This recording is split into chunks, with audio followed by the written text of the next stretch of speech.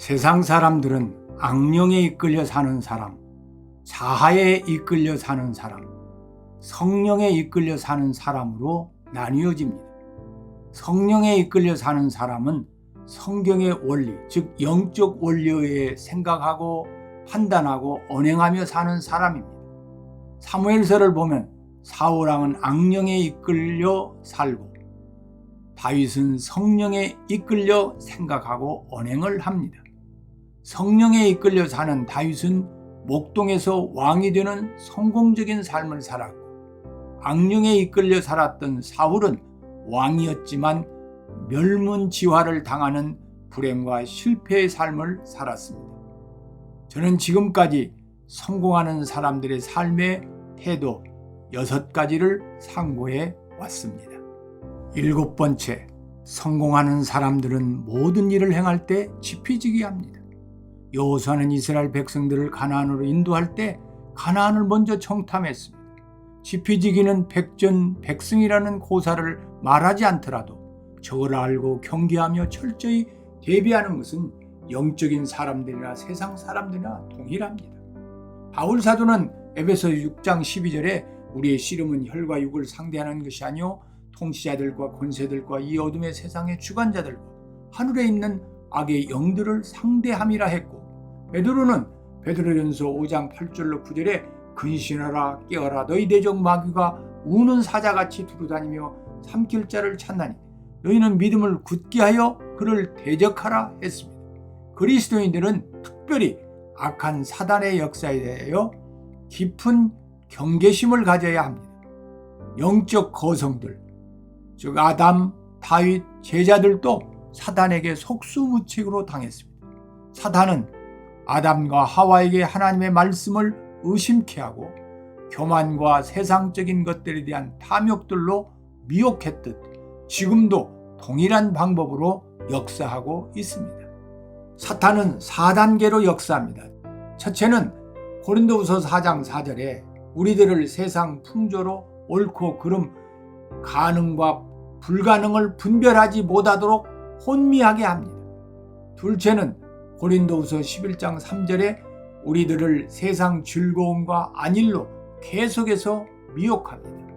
셋째는 누가복음 13장 16절에 우리들을 부정적 자아감과 열등감과 고정관념에 매이게 하여 가나안, 즉 행복과 성공, 천국을 꿈꾸지 못하게 합니다.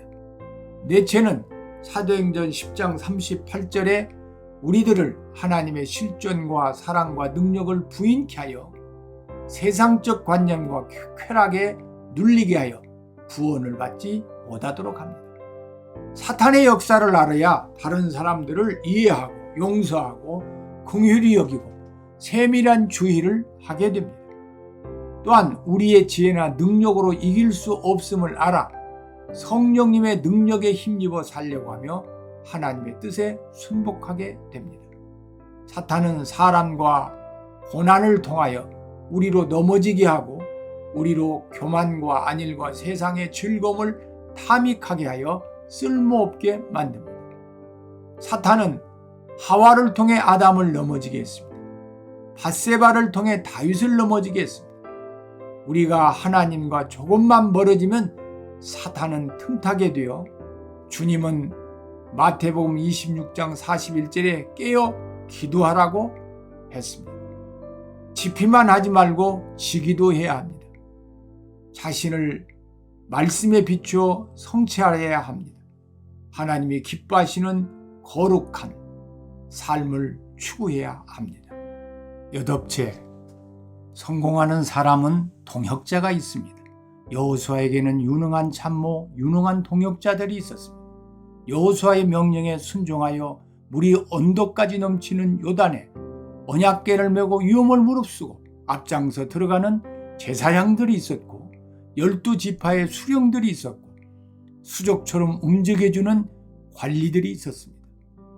예수님의 인격을 닮아가는 성령의 열매를 맺는 사람은 하나님이 만나게 한 사람들과 좋은 동역자 관계를 갖습니다. 상대방의 인격을 존중하고 배려하고 소통하는 사람은 부부관계도 좋은 관계로 행복을 만들어가고 동료들과도 좋은 동역의 관계를 만들어갑니다. 모세에게는 여호수아라는 후계자가 있었습니다. 바울에게는 수많은 동역자들이 있었습니다. 바울은 디모데를 나의 동역자라고 했습니다. 유능한 참모, 조력자, 협력자, 제자, 후계자 등 각기 다른 개념이지만 지도자에게는 유사한 개념입니다.